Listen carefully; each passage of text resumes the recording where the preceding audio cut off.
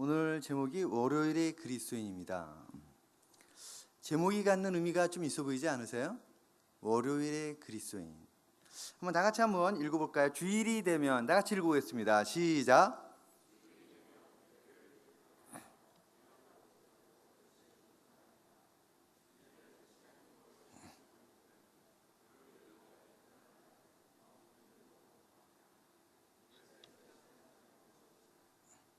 하나님께 헌신되어 있고 신앙에 열정이 있는 신앙이 좋은 사람들조차도 월요일날 일터를 나갈 때는 월요병이라는 것이 있습니다. 일터를 나갈 때 혹시 나는 기대와 오늘도 하나님이 역사하실 거에 대한 흥분 속에 나가시는 분 있어요? 저는 사실 1988년서부터 이랜드라고 하는 곳에서 사역을 했습니다. 오늘 이 월요일의 그리스도인이라는 것은 사실 제가 얼마 전에 낸 책 이름 제목입니다. 저는 이랜드에 얼떨결에 1988년도에 박성수 양님이 연락을 했어요. 이랜드에 와서 직원들의 신앙을 좀 훈련시켜 줬으면 어떤가라는 제안을 받게 된 거죠. 그래서 날마다 이랜드를 나가기 시작합니다. 이랜드를 나가서 날마다 직원들을 만나는데 제가 직면한 문제들이 있었습니다. 그게 뭐냐면 영업부 직원들이 하루 종일 영업으로 모든 애를 쓰고 있어요. 그리고 디자이너는 하루에 10시간 이상을 디자인을 합니다. 근데 그 영업이라는 것과 신앙생활이 무슨 관련이 있을까? 제가 이 질문을 던지게 되었는데 안타깝게도 그 질문에 답을 가질 수가 없는 거예요. 디자이너가 하루에 10시간 이상을 디자인을 하는데 그 일터에서의 디자인하는 그 일과 신앙생활은 무슨 관련이 있을까? 제가 오늘 여러분과 나누고자 하는 주제가 이거입니다. 저는 이랜드에서 14년을 있었고 벽산에도 7년 동안 담임 목사로 있었고 예원, 누프렉스, 지금은 로봇을 만드는 이디라는 회사의 사목으로도 있습니다. 전 지금까지 20여 년 동안 일터에서의 사역을 했습니다. 교회에서는 협동 목사로만 사역을 했는데, 자, 그래서 제목이 주는 의미는 이거입니다. 월요일에도 그리스도인입니까? 월요일에도 당신의 가정과 일터에서 그리스도인이라면 어떻게 살아야 될 것인가? 우리가 주일이 되면 신앙생활을 열심히 한다고 예배도 드리고 이 가운데 몇몇 분들은 주일학교에서 봉사도 하시고 또 안내도 하시고 주차 안내 하시는 분도 있을 수 있고 여러 가지로 봉사를 하세요. 근데 제가 여러분과 나누고 싶은 거는 그 내용이 아니라 월요일서부터 토요일까지 나의 일터와 가정에서의 신앙생활이 과연 무엇이냐라는 겁니다. 한번 다 같이 읽어보겠습니까? 건설어보라는 시작. 네, 잠깐만요. 지금 분위기를 경로당 분위기라고 하는 거 아세요? 자, 다 같이 한번 큰 소리로 시작.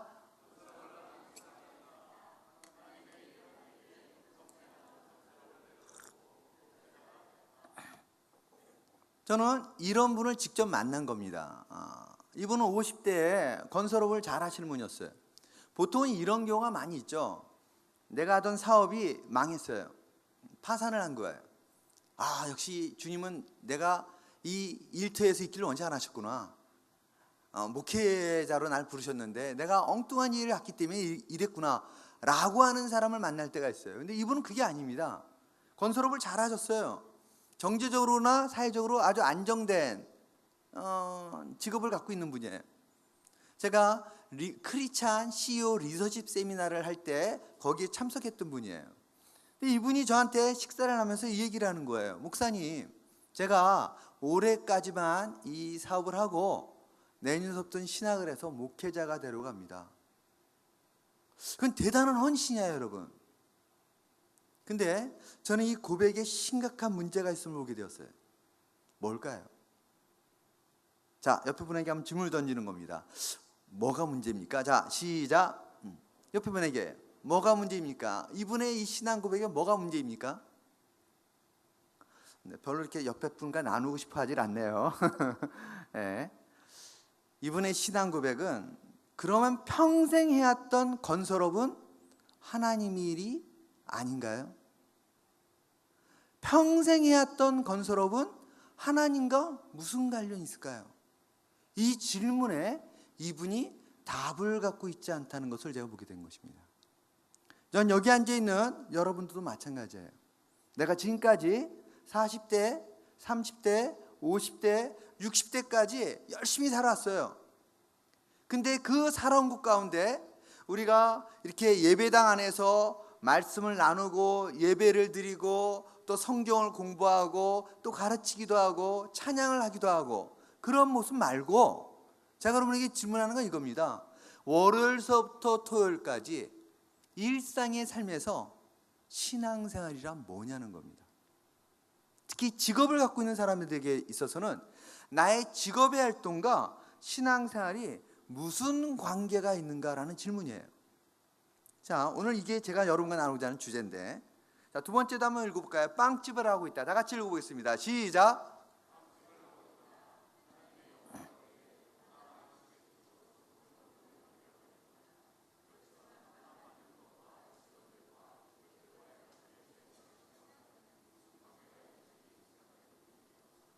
이분도 마찬가지예요. 이분은 30대였습니다. 젊은 집사였어요. 빵집을 잘 하시더라고. 그래서 빵집이 잘 되니까 프랜차이즈를 낼 그런 구상서부터 앞으로 되어질 꿈이 가득한데 이 꿈 가운데 이분이 저한테 고백한 게 이거였어요. 저는 빵집이 잘 됨으로 보다 많은 11조, 보다 많은 성경금, 보다 많은 구제연금을 통해서 하나님께 헌신하길 원한다는 겁니다. 근데 이분이 제가 아는 세미나를 들으면서 근본적인 딜레마에 빠지시겠어요. 자기는 한 번도 진지하게 내가 만드는 빵이 하나님 앞에 무슨 의미가 있을까를 생각하기보다는 빵을 잘 만들어야지 고객이 더 많이 팔 수 있고 빵을 잘 만드는 것이 크리스찬의 삶이지 이렇게만 생각했다라는 거예요. 어떻게 하면 좋은 빵을 만들까? 그렇게 생각했어요. 그러나 하루에 10시간 내를 빵 갖고 씨름하는 이 빵 자체가 하나님 앞에 무슨 의미가 있을까? 그 빵집이 잘 되기 때문에 여러분 빵집을 가면 눈앞에 보이는 그 빵집에서 일하시는 분은 한 분, 두 분, 또 세 분뿐이 없어요. 근데 실제는 보이지 않는 곳에서 10명대의 이 빵집이 잘 되는 데서 일하는 거 아십니까? 뭐 아시는 분은 아실 거예요. 직원이 10명이나 된대요. 그런데 나와 직원들과의 관계에서 신앙생활이 뭘까? 그것은 진지하게 생각해 본 일이 없었던 겁니다. 빵집이 잘 된다는 것은 단골 고객이 있다는 거예요. 그래서 동네에 나가면 많은 분들이 인사를 한답니다. 그래서 인사를 하는데 나와 고객들과의 관계에 대해서 신앙생활이 뭘까를 생각해 본 일이 없었던 겁니다. 이분도 역시 나의 직업, 인생의 가장 많은 시간을 보내는 나의 직업과 신앙생활의 관계가 무엇인지가 잘 분별이 되지 않았던 거예요. 그러자 제가 첫 강의서부터 세미나를 진행할 때 이분이 근본적인 딜레마에 빠진 겁니다.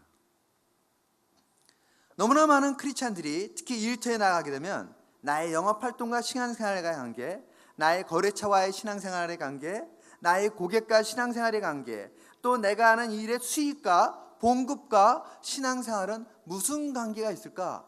이것들이 잘 정리되어 있질 않아요. 자, 이 말씀도 한번 다 같이 읽어볼까요? 자기의 육체를 시작.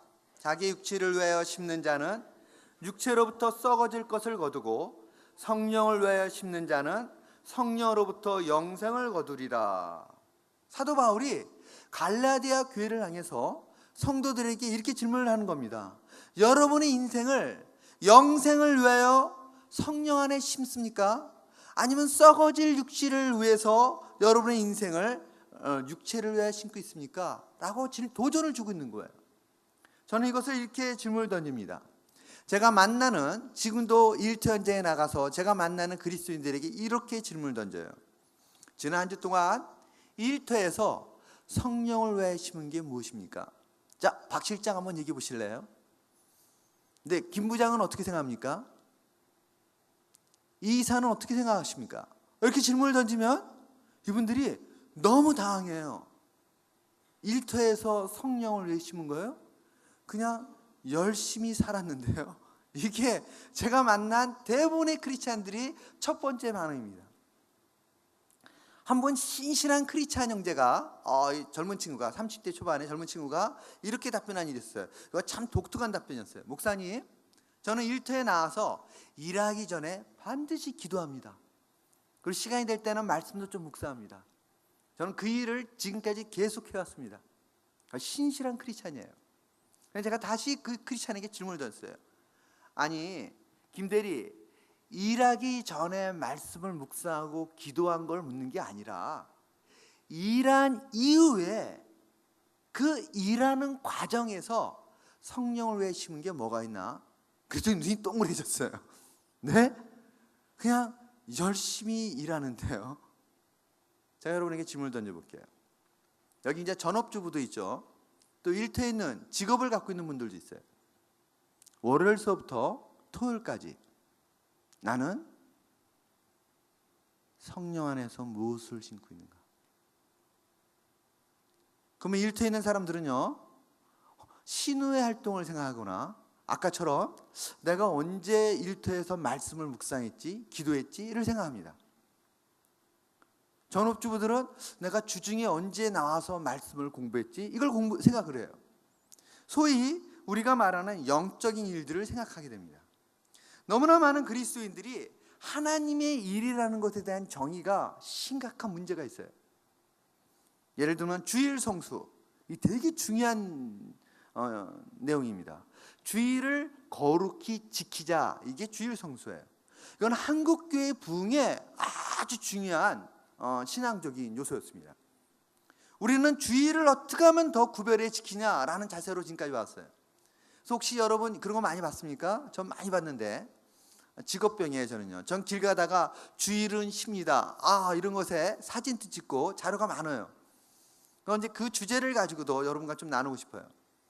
여러분, 주일은 쉽니다 라고 주일날 쉬면서 걸어놓으면 영업이 더 잘 될까요? 그렇지가 않아요, 여러분. 내가 그리스도인임을 일터에서 드러내면 더 삶이 멋있게 드러날까요? 안타깝게도 별 관련이 없어요. 오히려 내가 크리스찬임을 드러내면 운신의 폭은 줄어들고 삶이 힘들어지는 일이 더 많습니다. 어떤 일을 하던 내가 주일을 쉽니다라고 드러내서 더 영업이 잘 되기보다는 오히려 더 많은 어려움을 갖게 돼요.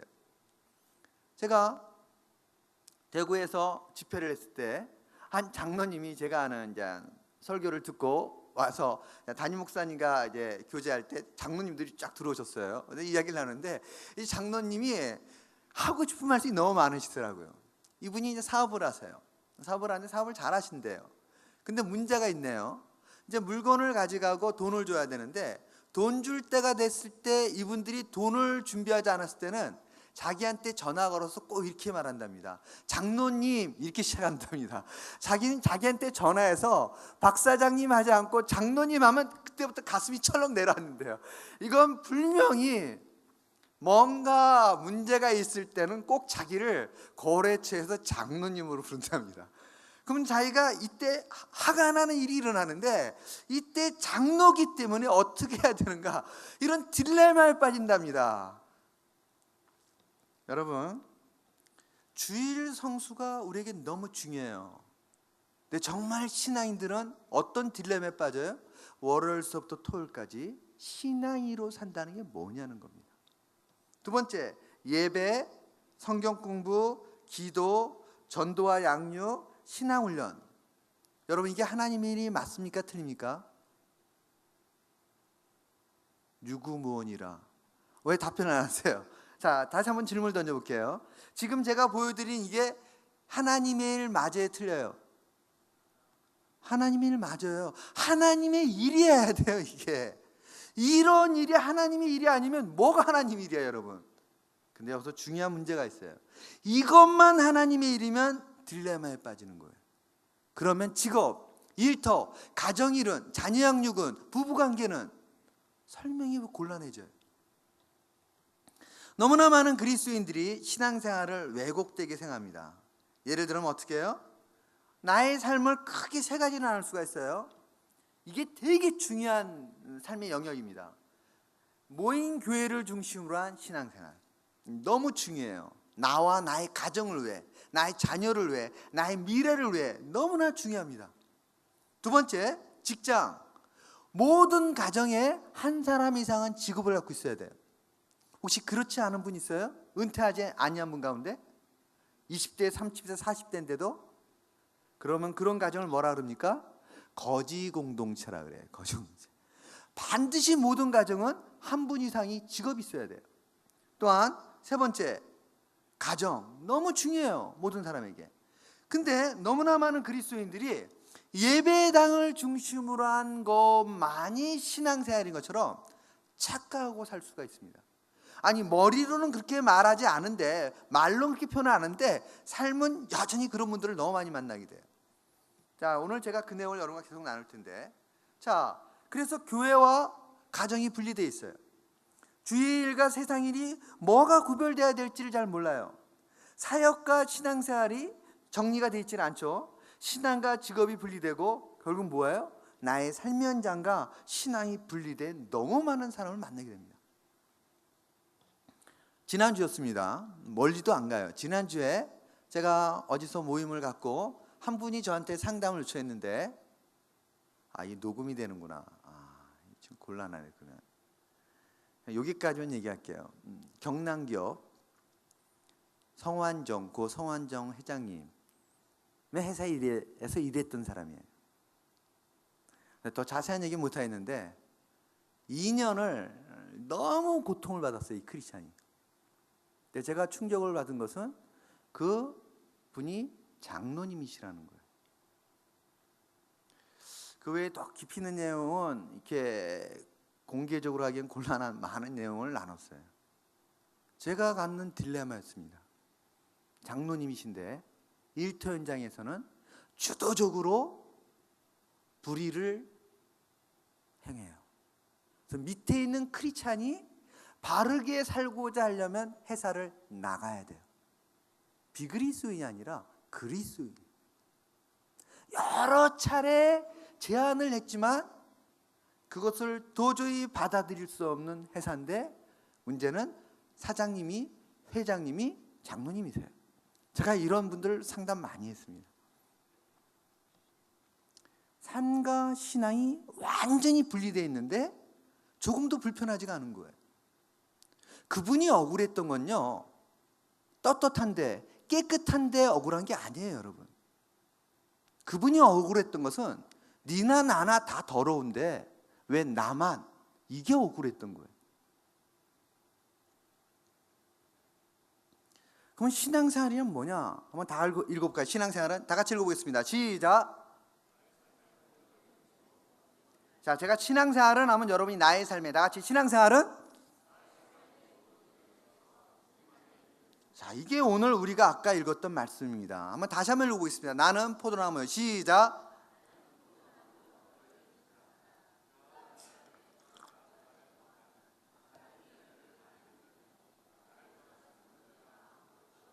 예수께서 하시는 말씀이에요. 예수께서 나는 포도나무고 너희는 가지라.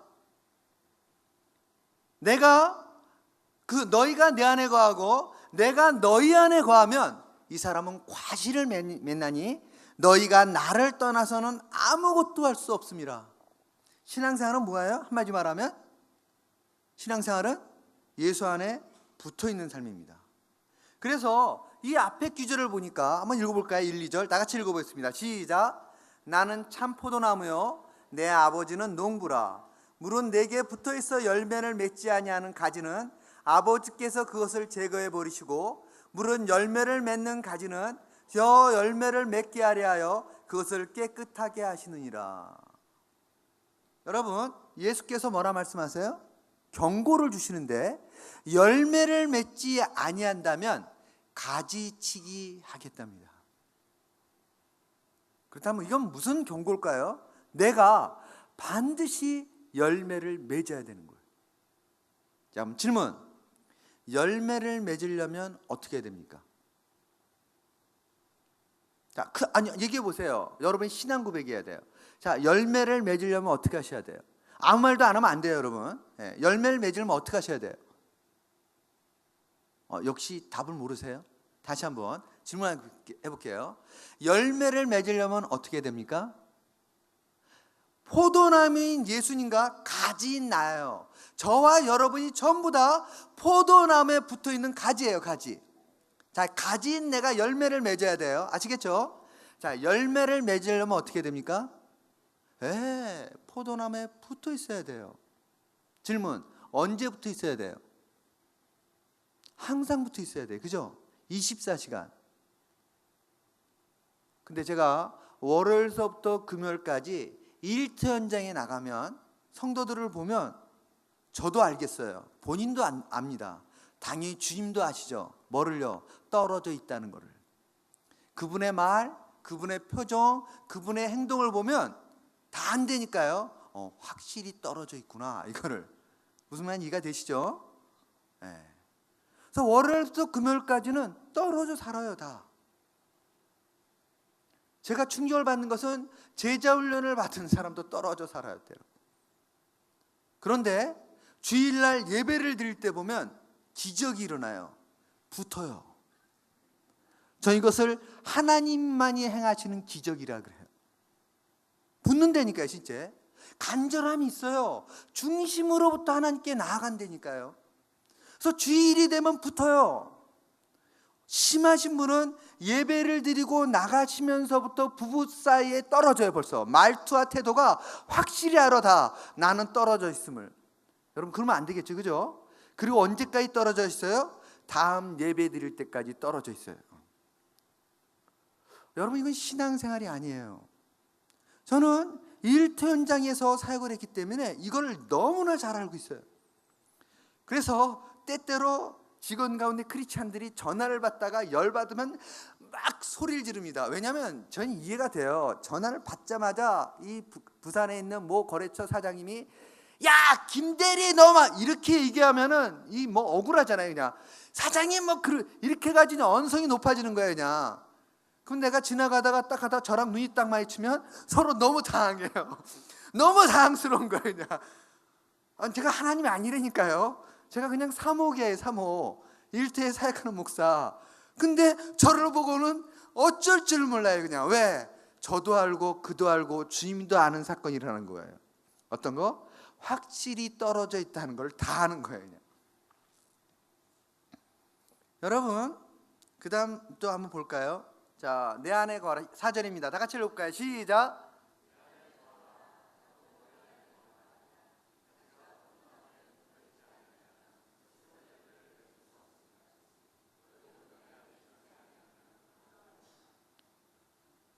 신앙생활은 한마디로 말하면 뭡니까? 신앙생활은 붙어있는 삶이에요. 24시간 붙어있는 삶이에요. 이거를 깨닫기까지 너무 오래 걸렸어요. 저는 기도가 바뀌어요. 주님 24시간 주님 안에 붙어있길 원합니다. 그래서 저는 제 아내가 꿈자리가 사나웠다 그러면 꼭 얘기해요. 신앙에 문제가 있는 겁니다. 금식을 하시거나 주님과의 관계를 점검해 보세요. 진짜예요. 여러분. 꿈자리가 사나웠다는 것은 꿈에서는 주님 앞에 있지 않는 거예요. 떠나 있는 거예요. 우리가 신앙생활이란 뭐냐? 여기는 모든 분들이 기도가 바뀌어야 되는데 24시간 모든 순간 주 안에 붙어 있도록 주여 도와주십시오. 이게 신앙생활이에요.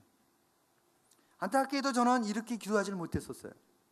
제 기도는 헌신됐다고 하는 제 기도는 어떻게 하면 보다 많은 사람을 신앙을 시킬까? 어떻게 하면 모든 사람에게 복음을 전할까? 저는 온통 생각이 그거였어요.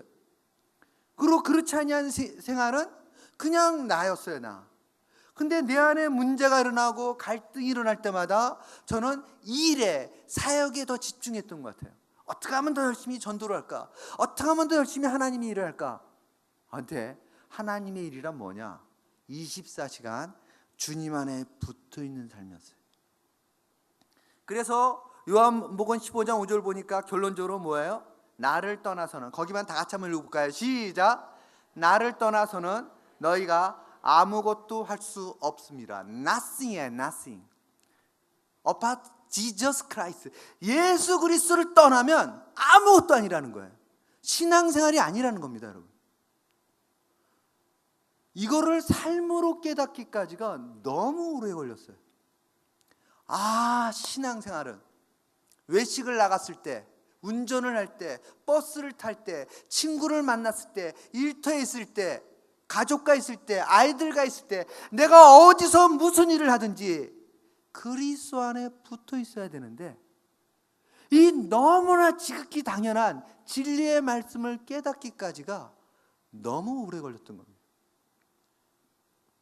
신앙생활은 언제 어디서나 주님 안에 있는 삶이에요. 저는 오늘 여러분들이 다 아세요. 여러분들이 다 안 되니까요. 아는 게 아니라 기도가 바뀌어야 돼요. 어떻게 해요? 주님, 24시간 주를 떠나지 않는 삶을 알아가길 원합니다. 주님, 24시간 주께 붙어 있을 수 있기를 원합니다. 이런 내용들을 성경이 다양한 것으로 표현해 주고 있어요. 예수님이. 볼까요? 너희는, 다 같이 읽어보겠습니다. 시작. 너희는 세상의 소금이니 소금이 만일 그 맛을 잃으면 무엇으로 짜게 하리요? 후에는 아무 쓸데없어 다만 밖에 버려져 사람에게 밟힐 뿐이니라.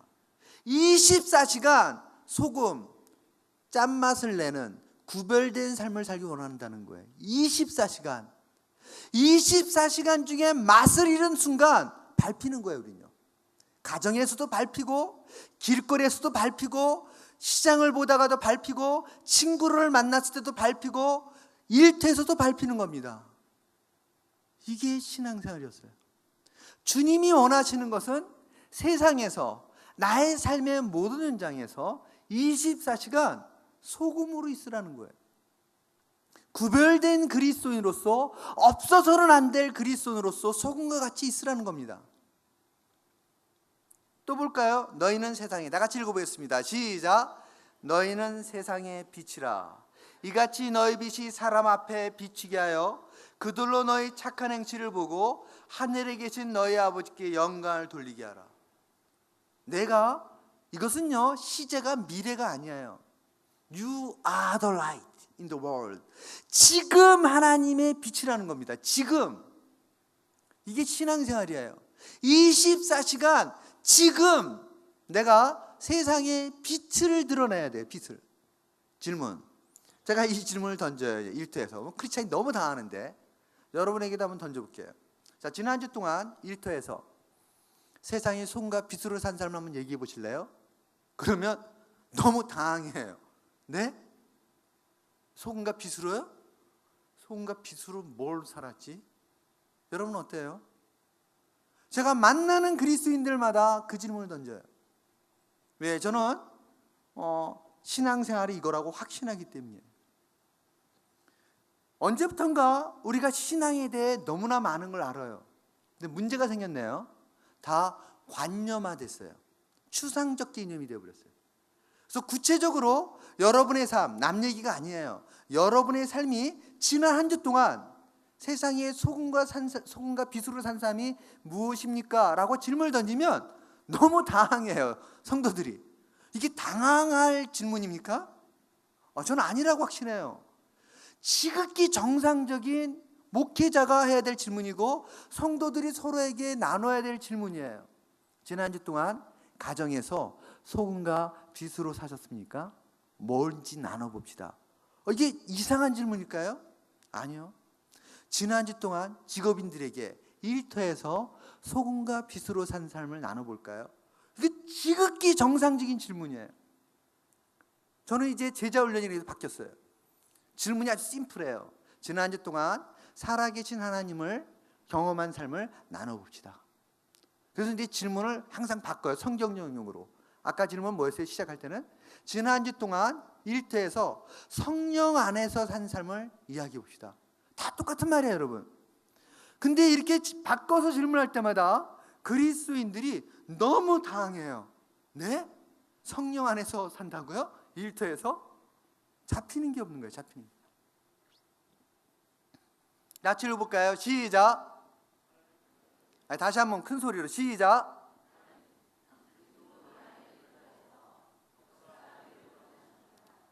아멘. 지금도 내가 있는 그 삶 현장에서 하나님이 역사하기를 원하십니다. 이게 그리스도의 삶이에요. 그리스도. 볼까요? 이 신앙인들이 이걸 어떻게 고백했나? 다 같이 한번 읽어보겠습니다. 여호와 나의 하나님이여. 다 같이 읽어보겠습니다. 시작.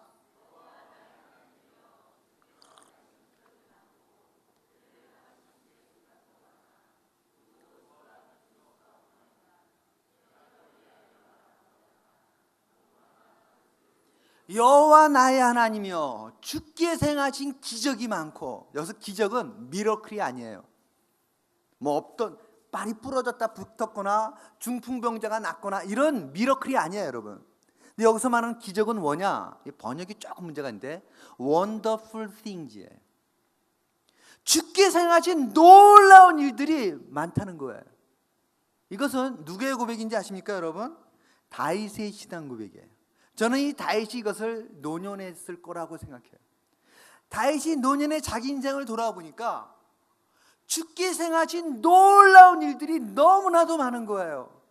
주님이 아니고는 행할 수 없었던, 주님이 아니고는 일어날 수 없었던 일들이 너무나도 많았던 거예요. 이게 나의 고백이어야 되지 않습니까? 여기 앉아있는 모든 분들의 고백이 되어야 되지 않겠어요, 여러분? 전 주님의 기쁨의 교회 모든 성도들이 이 고백을 해야 된다고 생각해요. 2013년, 14년, 2015년 우리가 한 해 한 해를 결산할 때마다 저는 이 고백을 해야 된다고 생각합니다. 여호와 나의 하나님이여, 주께서 행하신 놀라운 일들이 너무나도 많았습니다. 우리를 향하신 주의 생각도 많아. 이건 뭐예요? 우리를 향하신 주의 계획, 우리를 향한 주의 뜻, 이것을 말하는 거예요. 여기 한 사람 한 사람을 향하여 주님이 놀라운 계획과 놀라운 뜻이 있어요. 주님 기쁨의 교회를 향한 놀라운 계획과 뜻이 있다니까요. 그래서 이 다윗이 고백해 보니까 누구와도 비교할 수가 없는 거예요. 주변에 허다한 신이 있고 우리가 의지할 수 있는 많은 것이 있을지라도 때론 그게 부모일 수도 있어요. 힘 있는 권력자일 수도 있어요. 근데 다윗이 고백해 보니까 비교할 수 있는 대상이 없는 거예요. 여러분, 내가 신앙이라면 반드시 어떤 일이 일어나야 됩니까? 내가 신앙이라면 봤더니 어떤 일이 일어나요? 하나님이 행하신 놀랍고 귀한 일들이 넘쳐나야 되는 겁니다. 저는 열심히 교회를 다니는데요, 열심히 교회에서 봉사하는데요, 신앙훈련을 열심히 잘 받았는데요, 그래서 순장이 되었는데요, 아니에요, 여러분. 그의 말, 그의 행동, 비난과 험담과 하나님의 이름을 더럽히는 그런 말을 하면서도 우리가 얼마든지, 여러분, 신앙생활은 그의 말과 삶으로 증명돼요. 거짓은 거짓으로 반드시 드러납니다. 주께서 행하신 놀랍고 귀한 일들을 말할 수 있어야 돼요. 지식이 아니라 나의 삶이 증언을 해야 돼요. 나의 삶이. 자, 야곱을 한번 볼까요? 이게 성경의 인물들은 다 어떻게 고백되었느냐? 자, 라반이 야곱에게 말하는 겁니다. 다 같이 읽어보겠습니다. 시작. 라반이 야곱에게 이르되 여호와께서 너로 말미암아 내게 복 주신 줄을 내가 깨달았노니 내가 나를 사랑스럽게 여기거든 그대로 있으라. 오늘 하나님이 나타났어. 처음 보는 아이야. 그런데 외삼촌 라반이 자기 조카인 줄 알았던 거예요. 라반이 너 내 여동생의 아들이구나. 이야기를 듣고 보니까 너무 딱해. 돌려보낼 수가 없어. 야, 네 엄마가 얘기했던 것처럼 나랑 살자. 같이 있게 되었어요. 놀라운 일이 일어나기 시작한 거예요. 뭐였어요? 여호와께서 너로 말미암아 내게 복 주신 줄을. 야곱이 온 이후로부터 라반이 엄청난 일들이 일어나요. 그게 뭐였어요? 아까 다윗과 같이 보면 놀라운 일들이 일어나기 시작했던 겁니다. 야곱도 이것을 확신했죠. 자, 내가 오기 전에는, 다 같이 읽어볼까요? 시작. 내가 오기 전에는 외삼촌의 소유가 적더니 번성하여 때를 이루었으니 내 발이 이르는 곳마다 여호와께서 외삼촌에게 복을 주셨나이다. 여러분, 이게 우리 모두의 신앙 고백이 되어야 돼요. 주님, 나의 인생의 여정, 내가 어디에도 있었고 너무나 많은, 또 어디 일터에서 있었고 어떤 직업을 가졌고 너무나 많은 나의 인생에 다양한 우여곡절이 있었는데 중요한 건 뭐예요? 내 발이 이르는 곳마다 하나님께서 함께 하셨던 겁니다. 전 주님 기쁨의 교회가 그렇게 되길 원해요. 여러분의 인생의 여정이 어떠했던 거에 관계없이 주님, 내가 이 주님 기쁨의 교회에 온 이후로부터 주님, 내 인생에 놀라운 변화가 생겼는데 이게 딱 한 가지예요. 뭐죠? 주님, 내가 있는 그곳에 주님이 함께 하십니다. 이 신앙 고백이 일어나야 돼요. 내가 제자 훈련을 받았고 그래서 순장이 되었고 다 좋아요. 근데 중요한 건 뭐예요? 주님, 내가 있는 그곳에 주님이 함께 하십니다. 자, 그래서 제가 신앙생활은, 그러면 여러분이 살아계시면부터 고백하는 겁니다. 신앙생활은,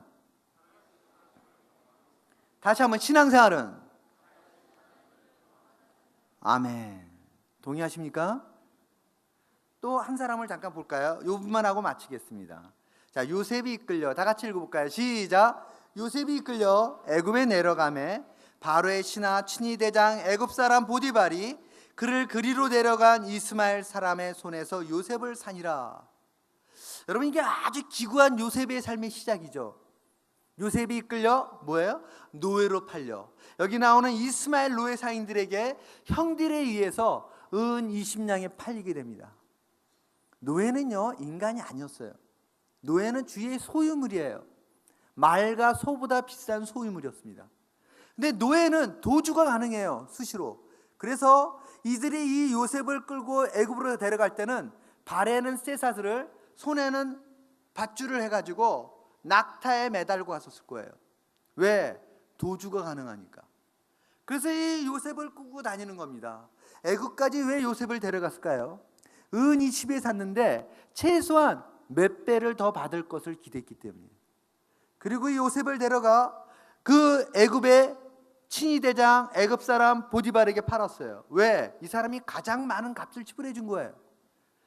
요셉이 탁월하기 때문에, 요셉이 집안이 좋기 때문에 아니에요, 여러분. 단 한 가지, 이스마엘 노예 상인들이 요셉을 보디발에게 팔았던 유일한 이유는 보다 많은 값을 치르는 사람이었어요. 이집트란 곳은 하나님을 믿는 사람이 아무도 없었는데 딱 한 사람이 나온 거예요. 누구? 요셉. 이집트란 곳은 언어도 통하지가 않아요. 근데 문제는 요셉은 노예의 신분이에요. 스스로가 결정할 수 있는 게 아무것도 없어요. 거주지, 소유물, 나의 의사표현, 배우자, 아무것도 선택할 권리가 없어요. 근데 그는 이 일전에 어떤 일이 있었습니까? 하나님의 뜻을 계시로 받았던 일이 있어요. 근데 실제 상황이 너무나도 달라요. 우리가 믿음으로 살기가 어려운 게 이것 때문입니다. 하나님의 뜻대로 살기를 원하는데 실제 삶의 현장은 나를 너무나도 힘들게 하는 거예요. 요셉이 그런 상황에 내몰렸던 겁니다. 그의 인생을 통해 하나님이 놀라운 일을 행하실 것을 그가 기대했어요. 왜? 꿈을 통해 보여진 계시를 보면 모든 사람이 나에게 절할 것을 그가 알았어요. 이게 나중에 형들을 만났을 때 이 꿈을 생각하면서 이 꿈이 성취됨을 요셉이 언급합니다. 근데 실제 상황은 어떻게 해요? 절대 그런 것처럼 순순히 나가질 않아요. 월요일의 삶의 현장이 그렇지 않습니까? 나의 월요일서부터 금요일까지 되어지는 일터 현장이 그렇게 쉽지가 않아요. 다윗도 기름을 부음 받을 때 자기가 왕이 될 걸 알았지만 그의 인생의 여정은 결코 쉽지가 않았어요. 믿음으로 사는 삶이 결코 쉽지가 않습니다. 그런데 요셉이 믿음으로 살기를 결단하고 나아갔던 것을 그 다음 성경 구절이 보여주죠. 다 같이 한번 읽어볼까요? 시작. 여호와께서 요셉과 함께 하심으로 그가 형통한 자가 되어 그 주인 애굽 사람의 집에 있으니 그 주인이 여호와께서 그와 함께 하심을 보며 또 여호와께서 그의 범사에 형통하게 하심을 보았도다. 뭐예요? 요셉의 삶에 대반전이 일어납니다. 이 반전이 어떻게 일어날까요? 그가 엘리트 교육을 받았기 때문에, 학벌이 좋기 때문에, 집안에 연줄이 있기 때문에. 제가 성공을 얘기하면 많은 분들이 그 얘기를 해요. 요셉의 삶에 대반전이 어떻게 하는겠어요? 딱 한 가지, 그가 포도나무에 붙어 있었던 겁니다. 제 말이 맞죠? 제 말이 맞습니까? 주님이 여러분의 인생에 대반전을 일으키기 원해요. 어떻게 해야 되죠? 나의 상황을 내 생각과 내 방법이 아니라 내가 포도나무에 붙어 있는가.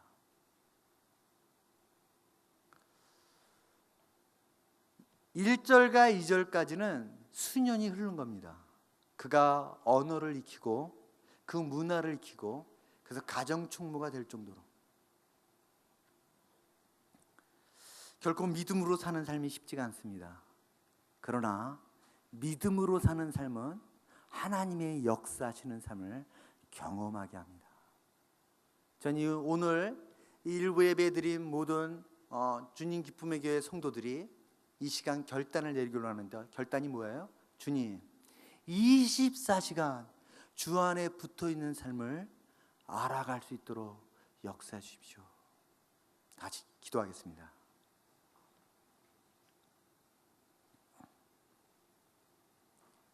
지금도 우리 가운데 역사하시는 주님, 신앙생활은 24시간 주 안에 붙어있는 삶임을 다시 한번 고백합니다. 그러나 주님, 이것이 결코 쉽지 아니함을 고백합니다. 우리를 붙드시며 인도하여 주시옵소서. 우리가 2015년 12월이 됐을 때는 주님으로 말미암아 일어난 놀랍고 귀한 일에 대한 간증이 넘쳐날 수 있도록 우리와 함께하여 주시옵소서. 우리와 함께하길 기뻐하신 주님으로 인하여 감사를 드리며 우리 주 예수 그리스도의 이름으로 기도했습니다. 아멘.